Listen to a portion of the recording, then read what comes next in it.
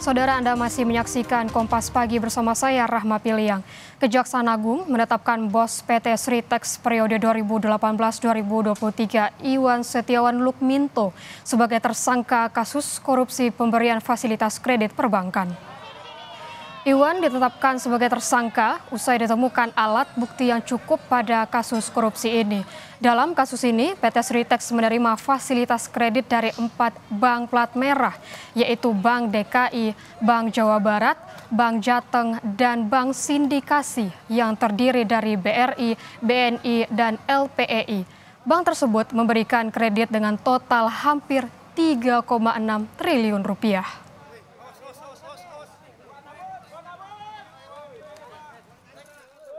Terhadap DS, kemudian terhadap YM dan terhadap ISL pada hari ini Rabu tanggal 21 Mei tahun 2025 penyidik pada Jampitsus Kejaksaan Agung Republik Indonesia menetapkan 3 orang tersebut sebagai tersangka karena ditemukan alat bukti yang cukup telah terjadi tindak pidana korupsi dalam pemberian kredit PT Bank Pembangunan Daerah Jawa Barat dan Banten serta PT Bank DKI Jakarta kepada PT Sritex Isman Tbk.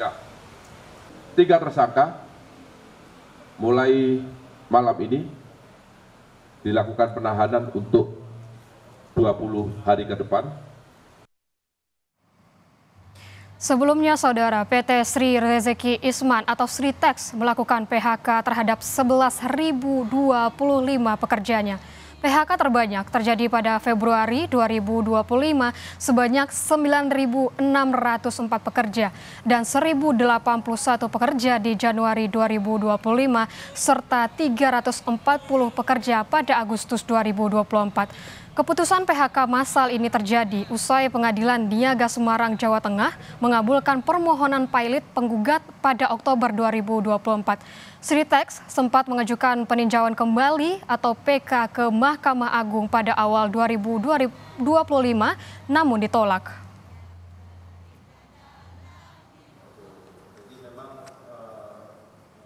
Sebelumnya, Komisaris Utama Sritex Iwan Setiawan Lukminto sempat menjadi sorotan terkait dengan penyelesaian pilot di Sritex.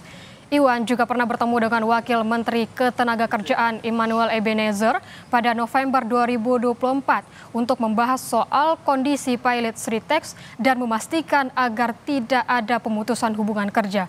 Namun, Sritex akhirnya resmi menutup operasinya pada 1 Maret 2025.